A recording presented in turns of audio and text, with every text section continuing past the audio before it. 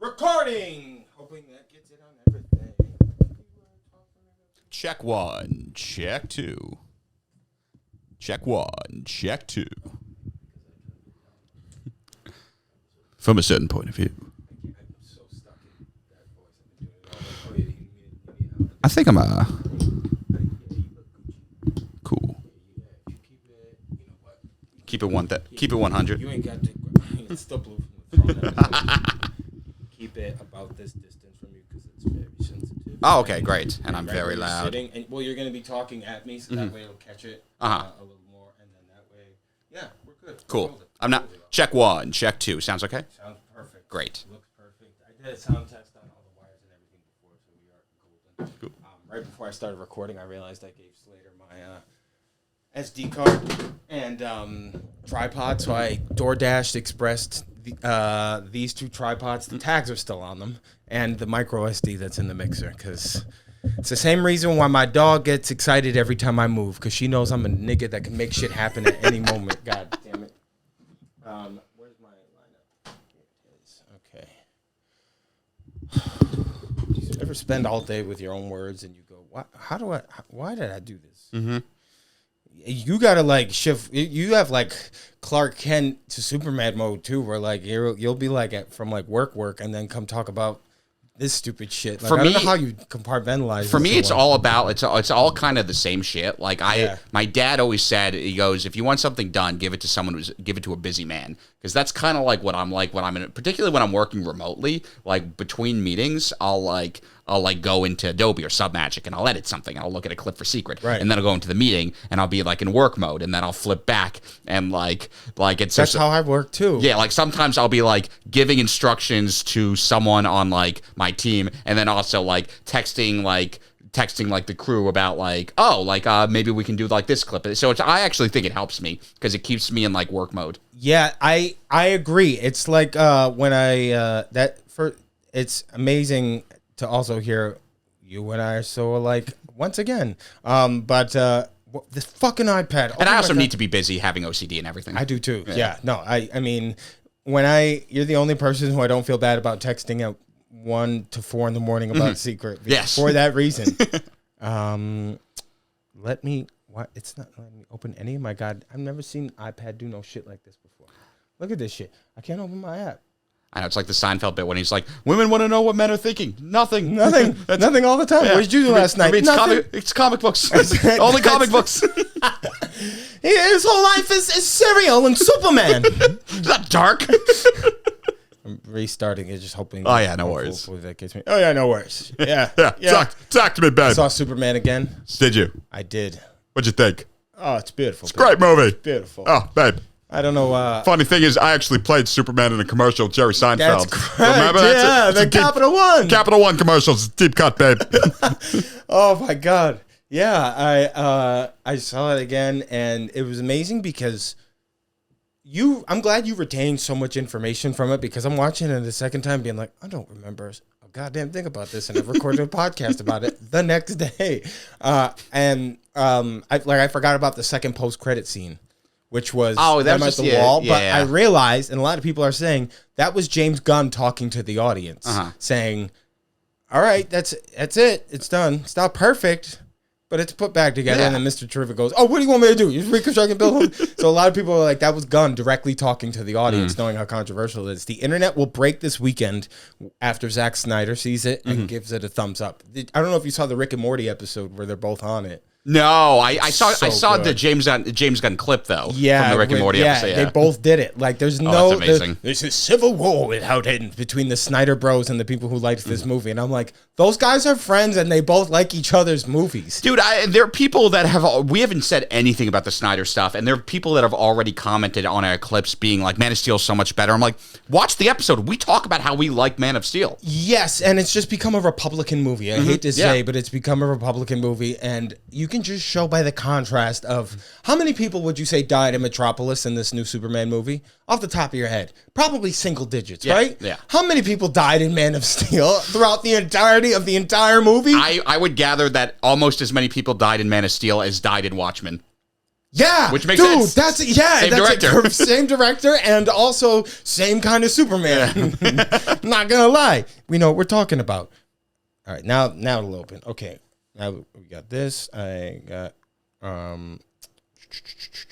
sorry, Thanos birthday, David.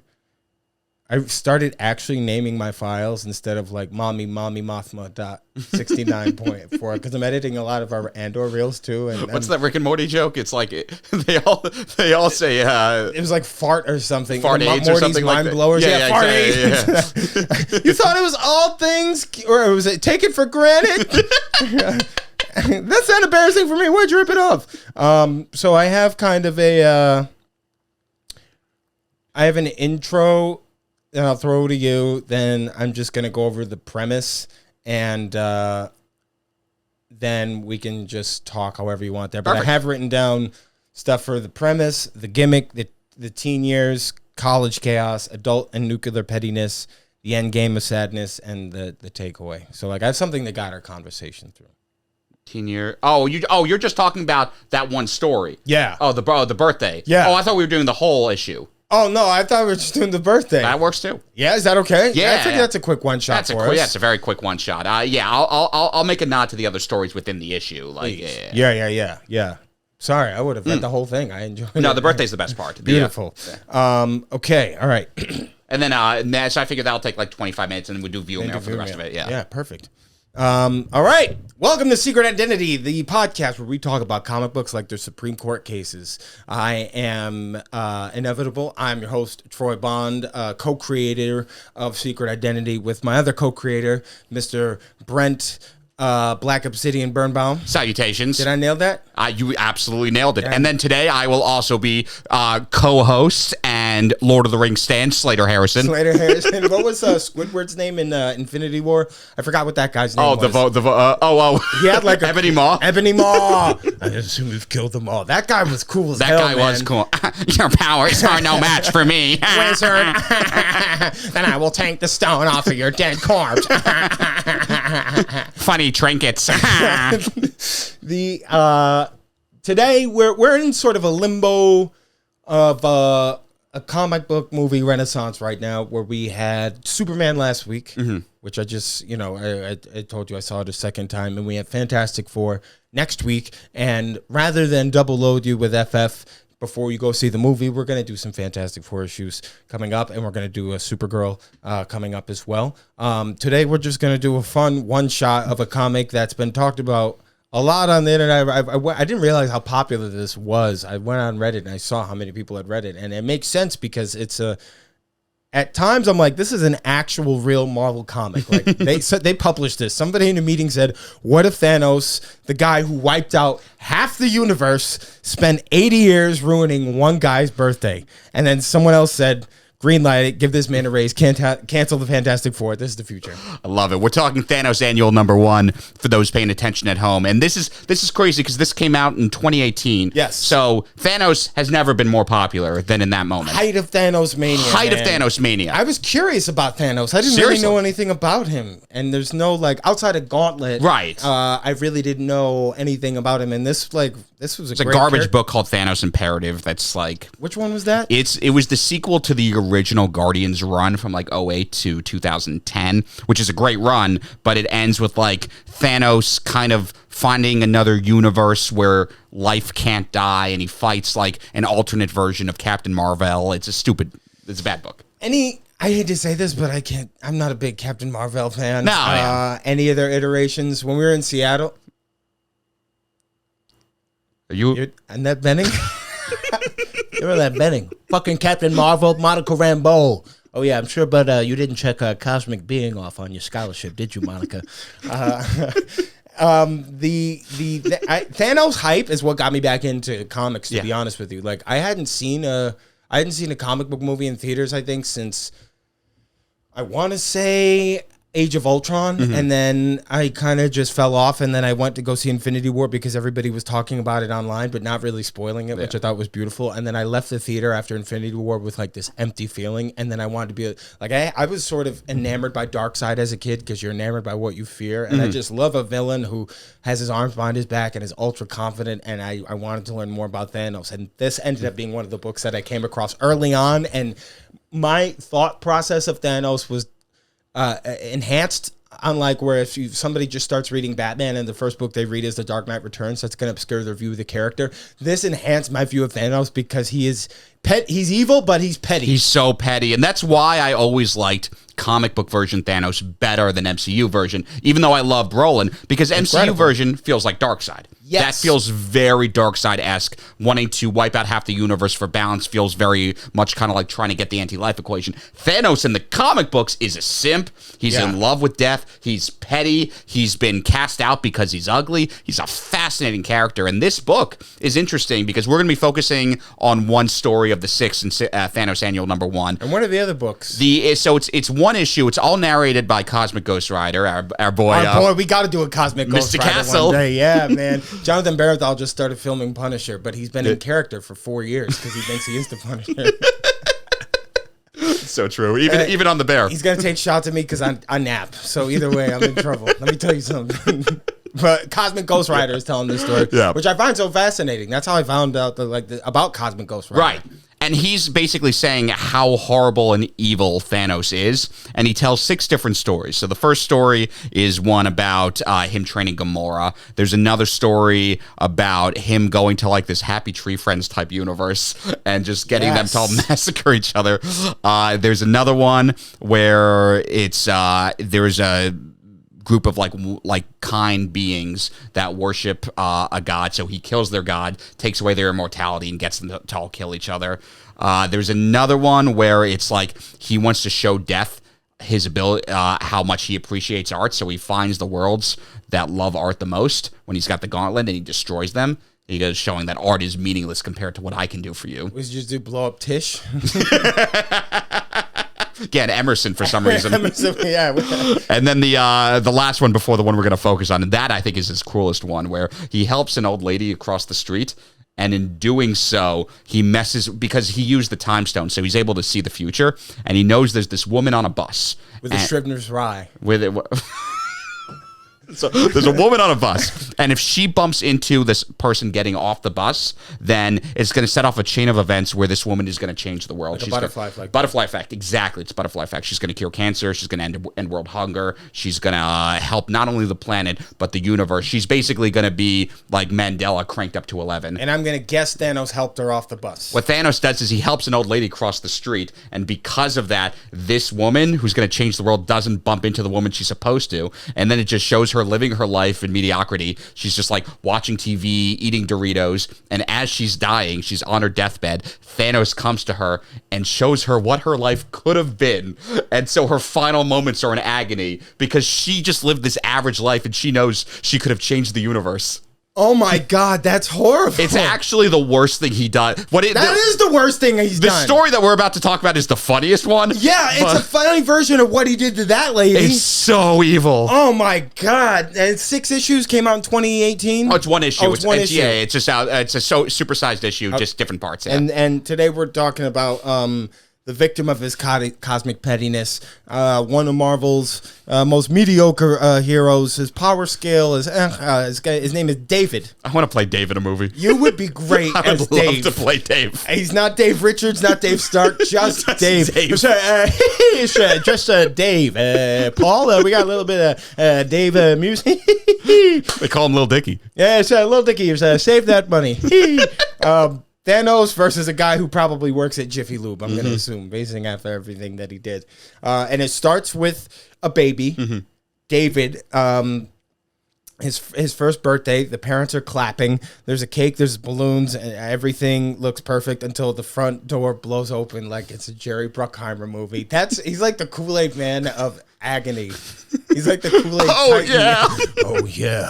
The hardest choices require the strongest red. And Thanos walks in. He doesn't come in with the Black Order. He doesn't come in with the Chitauri army. He comes in raw dogging villainy. Just like, hey, what up, everybody? Where's the frosting at? The hardest pieces of the cake to not eat are the corner ones.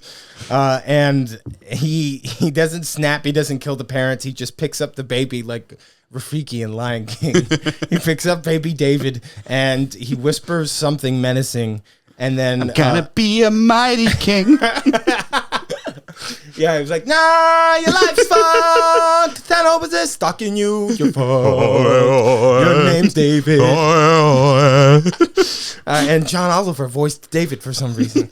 I've never seen a king of Daves with quite so little hair. It's gonna be the main event like no Dave was before. You called him a Thanos. Don't call him a Thanos. They call me Mr. Thanos.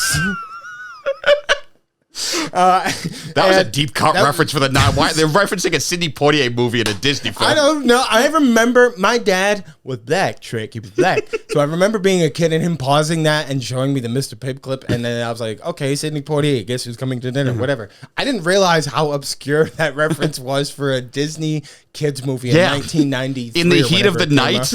Like, what? That whole movie, like the concept. We always have the conversation, could that get made today?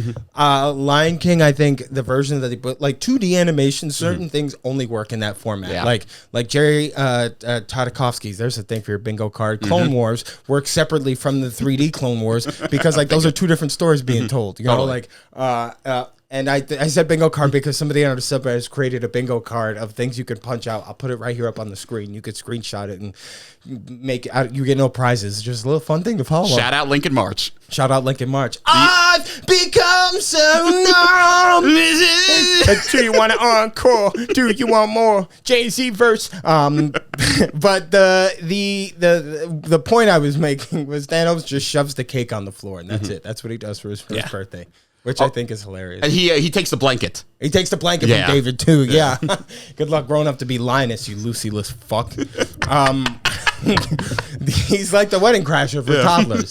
You know, I love him for that. And the gimmick of this issue, there's like two ways you could look at it. You can look at it as just Thanos being an evil bad guy who's petty. Or it's the boyhood being stripped away. What's the thrill of taking away someone's innocence is what Thanos is getting off on essentially here. And it's funny because he just comes back to do it to this one guy every year of his life for his birthday. Year 2, Barney cake. Thanos eats that shit into orbit. Done. Year 3, clowns dead. All gone. That one was probably a favor. Year 4, bouncy castle. Pop. That shit's gone. No more bouncy castle. Kids are crying. Parents are crying. Thanos was like, good. Wait, when did all of this happen? You're okay. I was speaking extemporaneously. I was giving examples of his cruelty. I was really nervous that I didn't read the book. I was like, I didn't read the whole book. You read this book. I'm just riffing.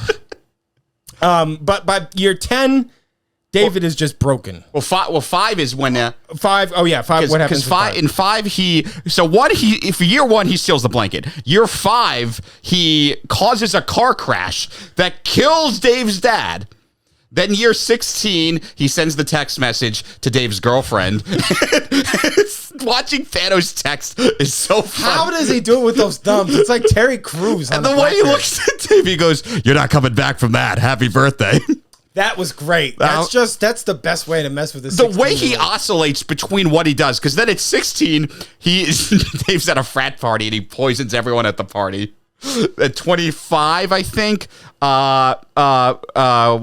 That was at 21. Yeah, in his college years, he's like, maybe if I go low key, Thanos won't mess with me anymore.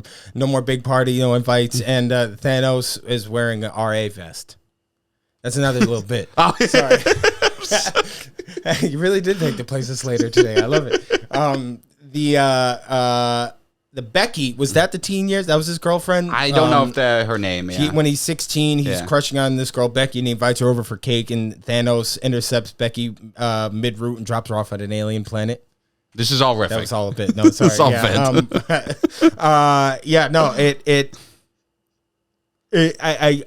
I cut you off from an important point, but just to show, like, I can't imagine like the funness of Darkseid doing that. Like, this is fun because that's Marvel. Like the civilians in Marvel are the shittiest. There's an argument online to be said that like they're bad civilians, and the civilians in DC are good people. There was a crossover book where Superman went to the Marvel universe and like he came back and he was like, those people are just rotten. I gotta think about this a little bit more. And the civilians in Marvel. Like there's an issue where Silver Surfer like comes down and these kids are like throwing rocks at him, and then the cops show up and they start shooting and he stops the bullets, and he's like, "Don't worry, kids, you're safe." The kids were gonna get shot by these cops who were shooting, and the kids start throwing shit at him again. They're At the Surfer? At Surfer because they're just not picking it up. And then like you watch a movie like Superman where everybody was on the superhero side, and this book just makes me go, you know what? It's about time some civilians in Marvel had their shit rocked a little bit. Just on a little. But Dave never stood a chance. No, and I mean, the people in Midtown East, every time Thanos lands his ship there, never stood a chance there either. What's the rent in Gotham? Is it like $2? Why do people still live there? How about when Dave gets fired and he turns to Thanos, he's like, "You got me fired?" And Thanos is like, "Nah, just bad luck." And Dave's like, "So what'd you do?" He goes, "I killed your cat." That's a mad titan right there, man. That's like the people who like claim to be like punk rock and shit now, like goth. Remember like the emo scene? Yeah. Like people like rub semen on their face and like just drink blood and shit, like Ozzy Osbourne types versus now. I'm like, Thanos is an Ozzy Osbourne type. Like that's evil right there. Is punk rock like the new cool thing among like the youngins? Like I think it's the new vinyl for the youngins. Okay. Because like they people like Gen Z, the Zillennials missed that whole era, and we got to. Well, we had pop punk. We had pop punk, but also we had Guitar Hero. We had Guitar Hero, and then I mean, you know, punk is I love punk. The Clash is my favorite band. Yeah, so it's like interesting to see. You had like real punk though. Like you saying the Clash is your favorite band, being punk, which is a punk band. Started punk. They started punk, and that like you play that next to, I think like the average person who's in Gen Z would think like Ramones.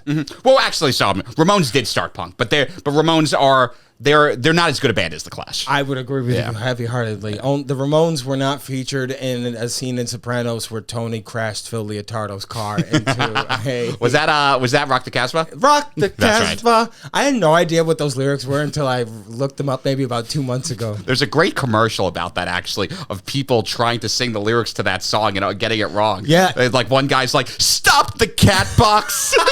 I had it right the whole time. I didn't realize it. I was like, Sharif don't like it. Rock the Casbah. Okay, you nailed it. I got it. Then I looked it up and I was like, well, I guess I had. I thought it was Rock the Cash Bar. That would make perfect sense. That's why it's on at every dive bar at 3 o'clock in the morning. Now that's why I've heard it at Barcade. Everyone should listen to London Calling. It's one of the best rock albums of all time. Oh, I have not heard that. Yeah, I have to get that on vinyl. I have that vinyl. I'll lend it to you. Come over and we'll, whoa, man, we'll like let it doobie and watch it.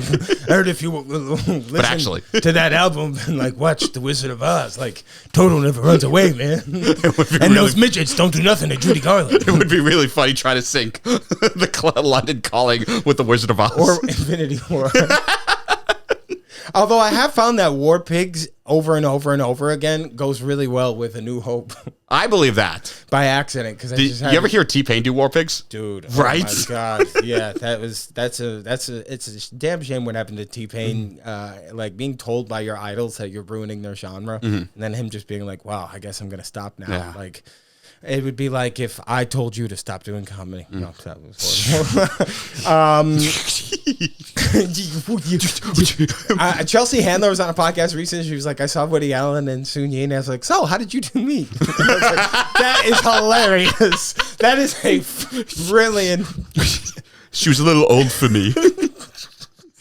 So I scouted it out like an Imperial stormtrooper. Frankly, I wish we were related a little more. I had many opportunities. I'm getting ahead of myself. Bill Cosby's a very close collaborator of mine. I love his both professional and personal work.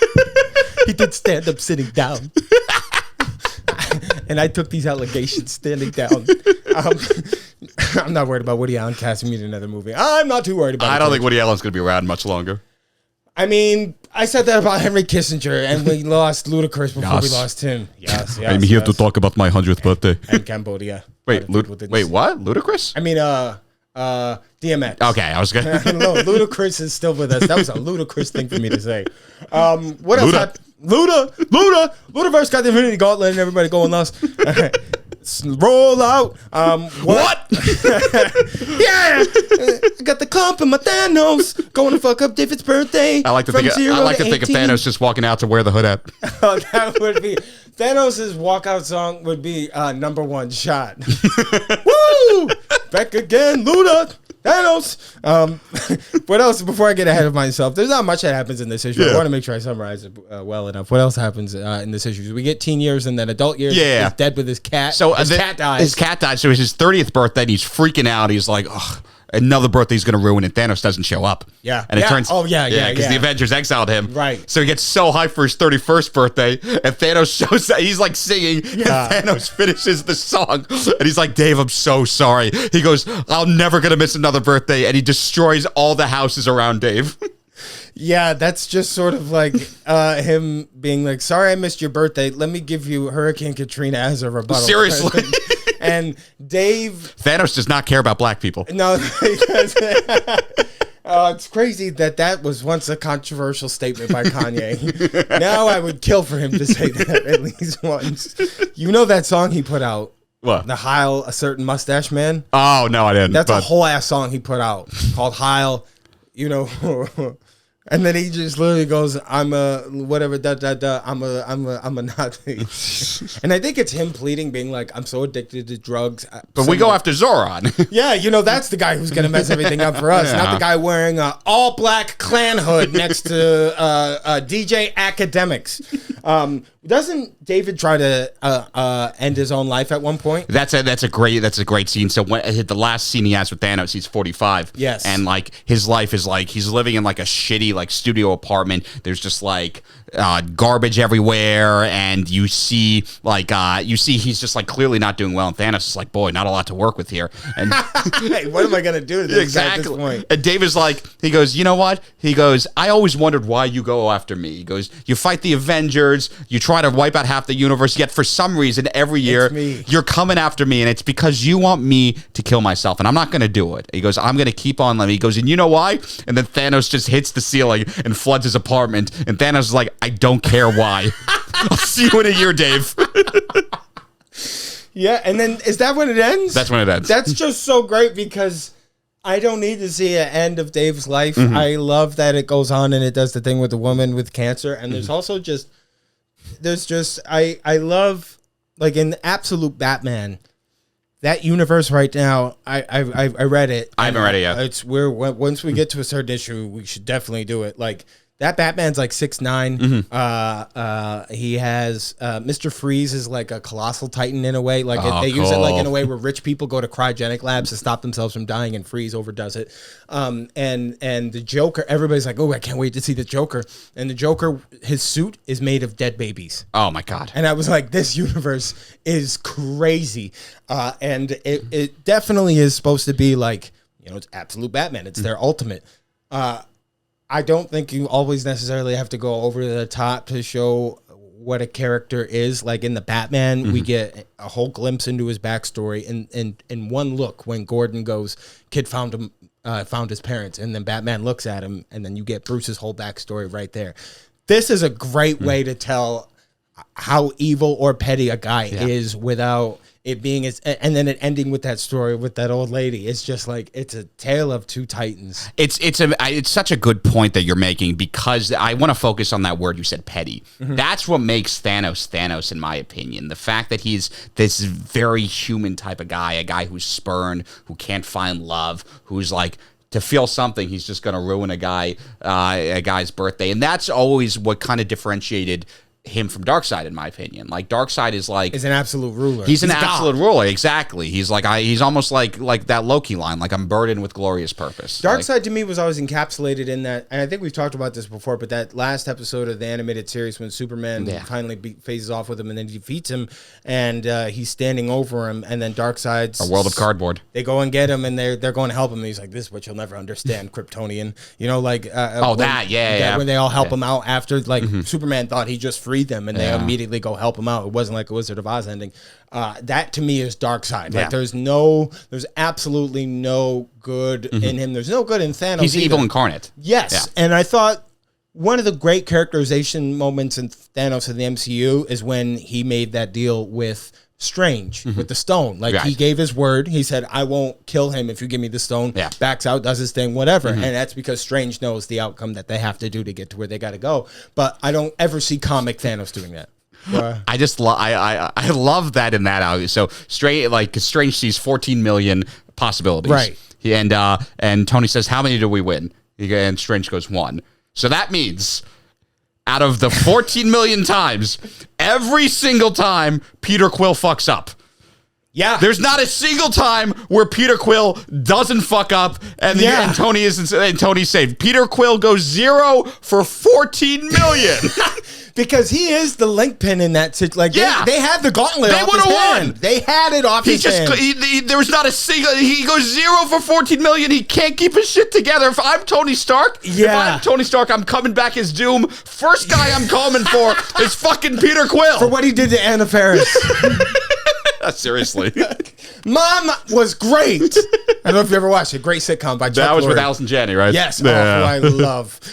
Yeah, that's so true. I remember the discourse around that when that happened, and I hadn't really thought about it until then. When Mantis is in his mind, I always loved. Because again, I don't feel like you have to like show this is Thanos. He's from Titan. Here's everything he's been through. We don't have to see the pain he went through with Gamora because Mantis is in his mind being like, there's so much torment. There's so much, and I loved that. Like I had like comic book tears. And we don't need to see that backstory there. Because like I always said, like Darkseid, he's just evil incarnate. Thanos, he could have had a chance. He was born disfigured. Like we've met Eros. Eros is a hot dude. We met Eros and we saw where Titan came, where he came from, So he's disfigured. Yeah. Do you think Thanos almost has a bit of a... got like a Superman complex in the regard of his home planet was destroyed and he wants to make sure that doesn't happen to the rest of the universe. But I mean, obviously Superman is... I think it made him very... Well, I think within the MCU, like if I'm taking in some of the comic book backstory here, I think it made him very bitter that his home planet was destroyed. And I think... Why? I think my guess is people didn't listen to him because he was disfigured. Like, because that's a big part of his comic book upbringing. That's why he loves Death, because Mistress Death was the only person that was nice to him when he was growing up.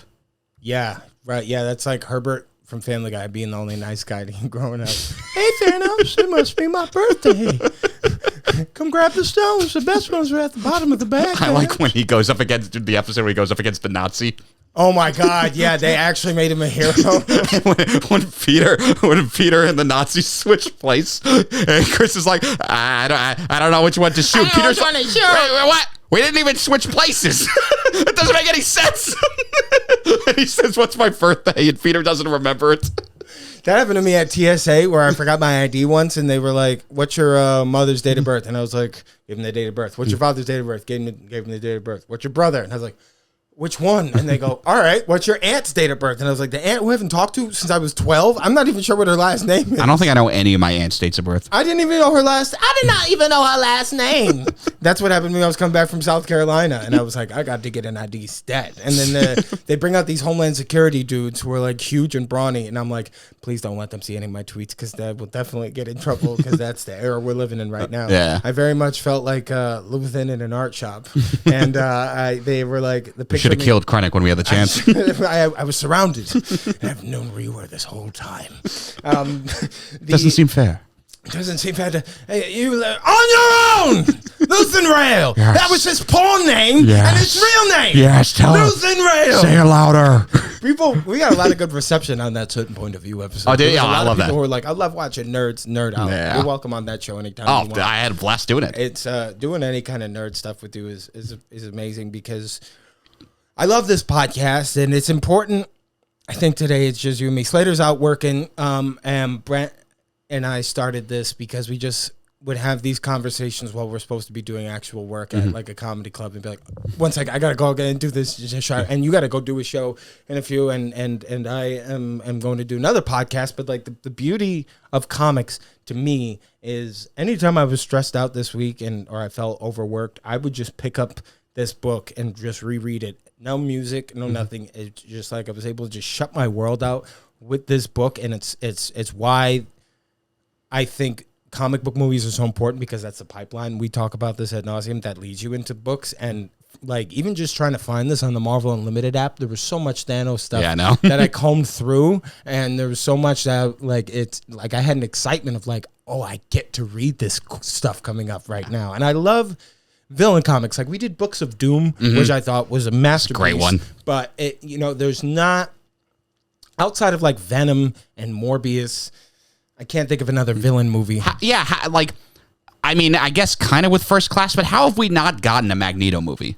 The most compelling character that they should, if they were going to relaunch the X-Men this way, and at first I thought they were going to do Avengers versus X-Men, and that's what Doomsday was going to be about. To be honest with you, I don't even know what the hell Doomsday is going to be about. I know it's going to be Pedro ascending into the leadership of the Fantastic Four position because he's going to be. We know Galactus is going to win. Yeah, that Homa's going to die. They're revealing way too much in these trailers. I know they just showed him. I just saw it, and I mean, it looks great. We know we're getting the baby, and the baby is obviously Franklin, and we know Secret Wars, and Franklin recreates the universe, and so like I remember when Marvel used to not show you that, and it's also because Superman was just. And they said its life story is going to be the inspiration. Yeah, and we know they're in a different universe, so like something's got to happen that leads him into terrible news though. They cut Malkovich. I heard about that, so I wanted to say I was really. What was your thoughts on that? I was extremely upset to hear this news. Did he have any thoughts on a certain part of his body when it happened? The issue was, it's in my head. I came up with this character. He's known as the Red Ghost. He hangs out with a bunch of orangutans. It is a brilliant part, and they cut me from the movie. You fucking morons! If you had to speculate, why was he cut? And then when we do FF... the episode, we'll say why we think we was cut. I think I was cut because I stole the movie from those talentless hacks like Pedro Pascal and Vanessa Kirby, and I like Ebon Moss-Bacharach because I watch The Bear and I enjoy cooking, but Joseph Quinn can gargle my pretentious nutsack. Outside of Malkovich, what do you think of that cast? Because I'll say I immediately liked Johnny Storm as Surfer, Joseph Quinn as Surfer, because now we know that like he thinks he had a moment with Silver Surfer in the air, and that's why we know she's female now. And she actually kind of looks good in the part. She looks so good. Her Silver Surfer voice is phenomenal, and I'm not surprised. She's an incredible actress. There's a great movie she did, I think, called The Intern or something, where it was around the Me Too movement. It's basically just all her, and it's about an intern who like gets assaulted at work. Oh, shit. And you just see her going through her life, and at the end of the movie she gets a call from the guy who did it, like a Weinstein figure. But like that was like from her in the Ozarks to that, to have seen her in so many other things. I think she's a little overhyped in Ozarks. I always thought Laura Linney was better, like, and didn't get as much acclaim. Was that the wife? The wife, yeah. I never watched all of Ozarks because I was like, I saw Breaking Bad. Yeah, it's not as good Breaking Bad, but it is good, and she is good in it. I had no problems with it. I just like it was after I watched it after Better Call Saul. So it's like watching Boardwalk Empire after watching The Sopranos. Yeah, which is why I never really got into that. Was Buscemi in that though? He was the main guy in that. He was the main guy in Boardwalk Empire. Whatever happened there? Let me see if I had a couple of questions related to this one. How would you compare David to Peter Parker without powers? I said, what if Spider-Man's origin story was he just had trauma from his birthdays? That's how I thought of him. And I would pitch this as an immediate MCU what if 6-episode series. Ooh. Because this would be really funny. Or a live action one. Like, because I still think we're going to get that adaptation of Secret Wars where Doom pulls Thanos' skull out, and that's how we're going to start Doomsday. Because it's kind of like Kylo Ren killing Han Solo to solidify this guy is just as badass as Vader. Right. There's going to have to be a lot of... Audiences will be sat for RDJ as Doom. Will they be sold on him? I think if they include that scene right at the top, not cold open with that, and then you give us the crawl. That was Slater Harrison who just texted us with the Jar Jar Binks squeeze me text. You start with that opening, you can give us a crawl or whatever, like Gunn did with Superman, and I think that's how we could start it. I don't know. I'm just speculating. I also said that they were going to do the FF into the universe, and it's going to end up being destroyed. That was a year and a half ago on the pod. I have it on the record. I was right. We do. We actually put a clip of that, and we have the timestamps. Yeah. Just as I had said that Arthur Fleck was not the Joker. And I said that Qui-Gon was the one that was supposed to train Anakin, not Obi-Wan, and so did David Cornsweet 6 months later, which means he watches. And I said Nicholas Hoult was going to be a bad Luther, and I was not correct. And I wasn't correct about the Infinity Stones, and you still saved my ass. That's later texting the whole group. She said, would Batman be able to... my other question is, would Batman be able to stop Thanos from ruining a kid's birthday party? Would Batman be able to stop Thanos with prep time? With prep time, that was the only answer. I wanted you to do a rating as John Travolta, as Thanos, saying, "You will never taste frosting again, David." Yo, like, you will never taste frosting again, David, unless you, like, follow me back to my place. What if John Travolta got to a glory hole and he had to make a choice? What would he say about those choices and what it requires and the will and how hard it has to be? The hardest choices require the will to get pegged in the ass. My favorite scenes in Batman Begins with the ones with Ra's al Ghul. I like the one where he falls. The getting back up is what I'm down for. I like when Alfred puts a drug Maggie in the car or whatever name it is. We do that in Scientology all the time. Yeah, I mean, I like the Alfred part. I wasn't as big on the Maggie Gyllenhaal part. I like her brother Jake. Keep her in the warehouse locked up. Yeah. When she goes boom, I was like, yeah, give me some time with Harvey. Give me all that dent. Harvey dent. Dent my asshole. Shout out to Will down in South Carolina, who said he used to comment that he hates when we do our voices, and now he loves when we do our voices. Oh, that's awesome. When you said Will, guy. I was like, that's a name we've not heard. I'm like, we're shouting out Will? A young Jedi who is a pupil of mine. He betrayed and murdered our editor. I'm Darth Diamond now. The Diamond are all but extinct. You, my friend, are all that's left of their religion. I've seen him on another podcast.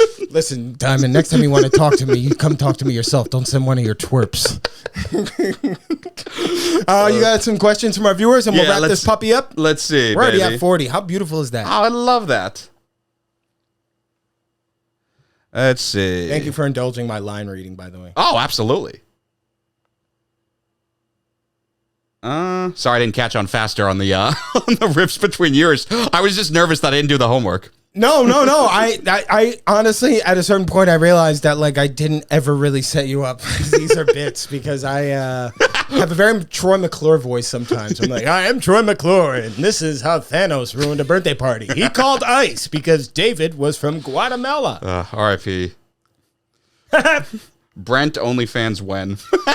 I have been asking you that for years. I asked you, is this true or not? I asked you a year ago, would you start your own sports podcast? You said no. True or false? True. I asked you to start your own OnlyFans, and you said no because I wouldn't get in the tub with you. True or false? True. That's all I needed to hear on record, Senator. And Mr. Hoffa, what about the other funds? The other funds, I will with the stone. I will do an OnlyFans only if Troy Bond gets in the tub with me. Yeah, I would do it in the tub at some time with other tub times. Here, this water's gonna be hot. I've never waited more than 10 minutes for somebody in the tub in my life. For a meeting, I'm always swearing. It's cold in this water. It's cold. Oh yeah, because I've been in this tub late. I was in the pool lane. I need a little bit of heat. It's a pun. Shrinkage. Ooh, yeah, give me another question here. That guy caught you off guard there. I don't know how to do anything else other than reference movies Brent has seen. I don't know either. I don't much want to. I don't either. Bobby! That's my Pacino and Godfather 3.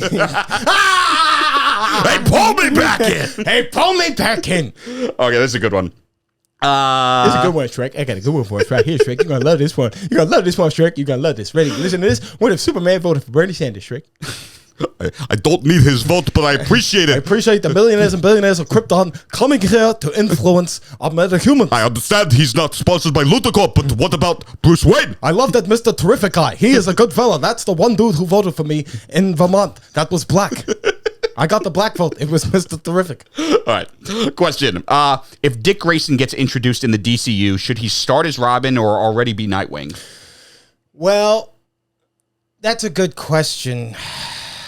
I think that here's my theory about Batman, the Batman, and Batman Brave and the Bold. Mm-hmm. And then I want to hear your take. So I think the Batman is now going to focus exclusively on him getting a Robin, the Matt Reeves Batman, because we found out that Clayface was supposed to be part of that universe, and then James Gunn plucked it and put it into the DCU, and that's a standalone movie. So I think Matt Reeves took the script and went, how can I make this more interesting? Because you have to remember, Batman had 3 issues on his own before Robin came in. Yeah. He only had 3, and then it was Robin. It's not that he couldn't carry his own book, but it added so much depth to the character. Totally. So I think, and Pattinson wants a Robin. Audiences are dying for a Robin. I don't know that they're dying for Damian Wayne. And so I think that we'll get a Flying Grayson's type story, and that will be, because at first I thought the Batman set up perfectly the mayor's kid who died, or the DA's kid, whoever was at the funeral, and the one who Bruce looks at, and the one who's at the funeral. I go, that's Robin right there. But like, it's not Dick Grayson, so they're obviously not going to do that. They could. Now, in the DC universe, I think it would be a wise decision for them to start it where Dick Grayson is already Nightwing, and he is perhaps on his Damian Wayne. Yeah. Because that explains so much Batman lore, and it does with that Batman what Superman did with the backstory of Superman, where it gave you a little bit of Star Wars crawl, and then it just plucked you right in the middle of the story. I agree. I think that's great. I agree. In the Pattinson universe, the Robin should be Grayson. In the DCU, Brave and the Bold, Dick Grayson should already be Nightwing. Tim Drake should be retiring from being Robin. He's on his way out. He's on his way out, and Damian's on his way in. And that could be the whole plot, you know? Like, we get so much lore of a Batman story. This is a Batman who's trained with the League of Shadows, who was tangled with Talia al Ghul, who's betrayed by her, who has had the heartbreak of losing his brother son, who is about to lose another one, and is probably wondering, I don't know if I should be doing this to kids anymore. And then he gets a Billie Jean, you know? And showed a photo of a Robin with the eyes were like mine, because they had all white round them, baby. The Venture Bros has a character, Captain Sunshine, who's supposed to be like a Batman parody, and he's kind of, and everyone's like, oh, thank God Captain Sunshine's here. He goes, wouldn't keep him around my kid though. And do you know who voices Captain Sunshine? Kevin Conroy. Oh my God. I have to ask you before we get started. Have you ever ran into Chris Hansen? I've been burned before. The Monarch, he hates the Monarch. The Monarch! And they're like, why do you hate the Monarch so much? He goes, oh yeah, apparently he killed his sidekick. Can I ask, this is unrelated, but I did a boo-boo earlier. A friend of mine is reading The Watchmen for the first time, and she's on like the first or second chapter, and she was like, I'm super hooked. And she's German. Them Germans are intense. Yeah. She runs a really popular Instagram page called Are Germans intense? Why do I have to explain that to you?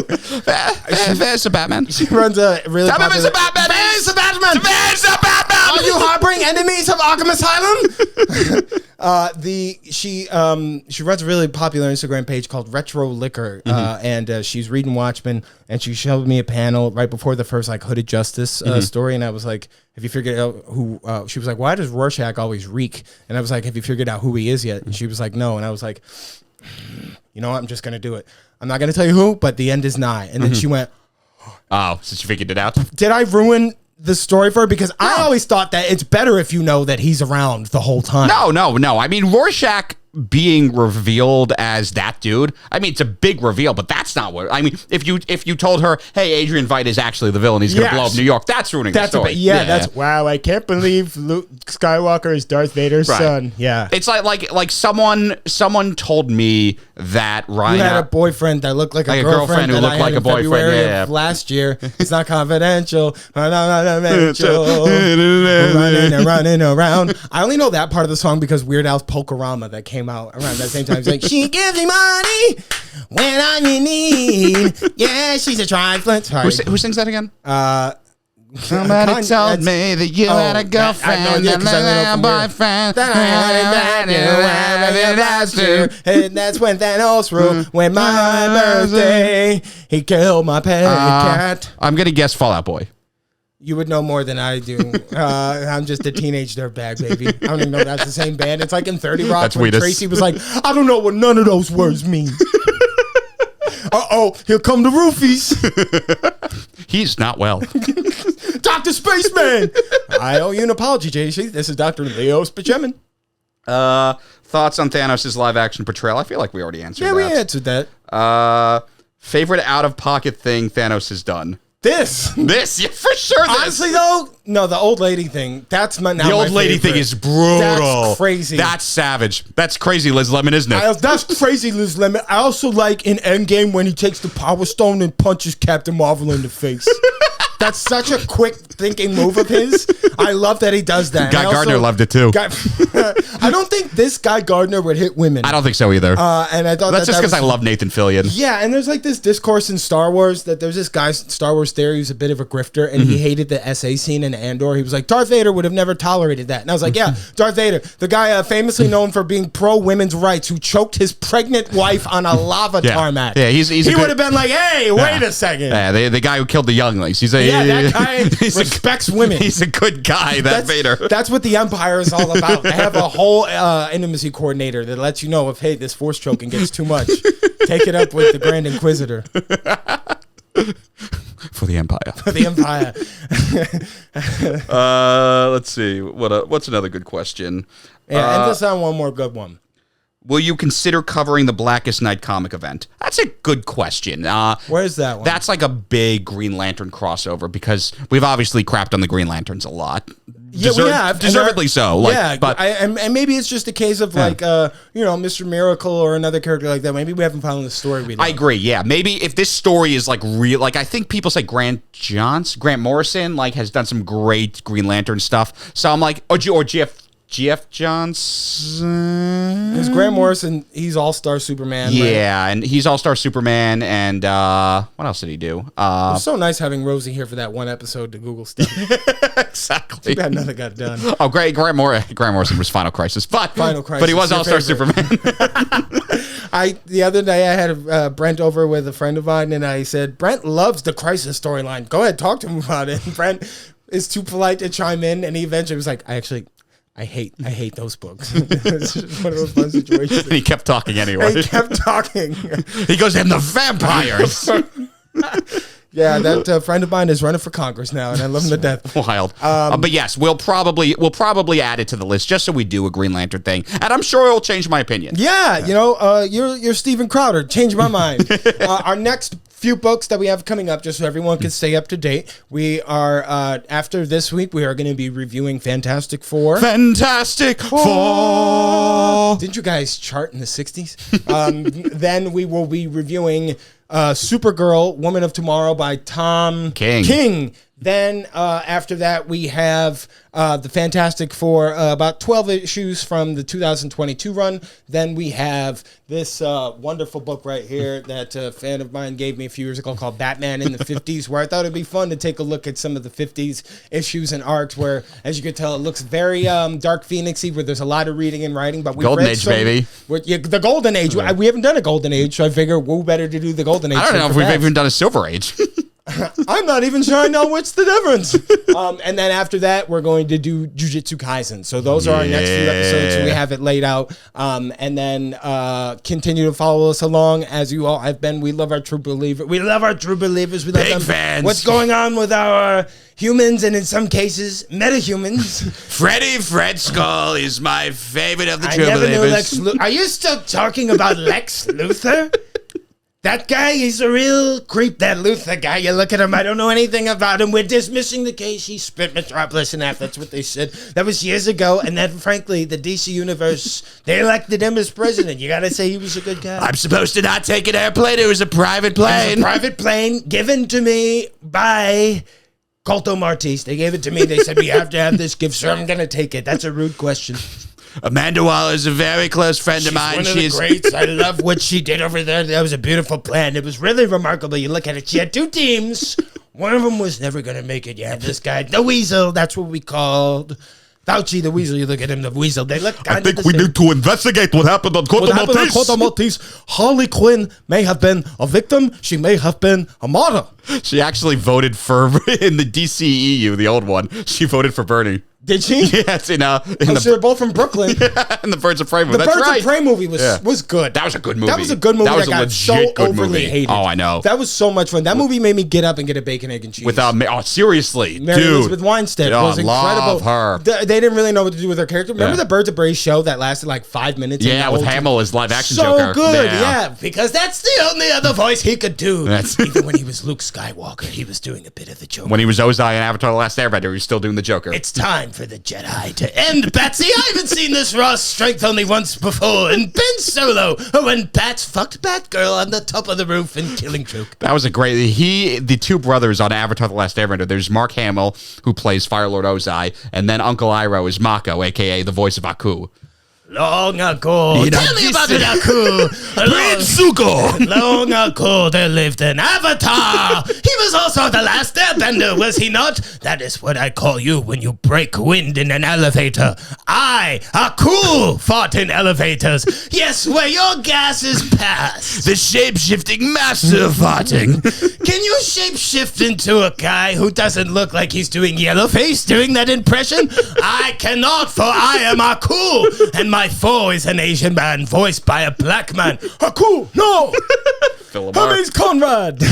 Well, that concludes us for this episode. Before I cancel us, I love you, true believers. I'm Troy Bond. I'm Brett Birnbaum. And I gotta pee. Son of a bitch!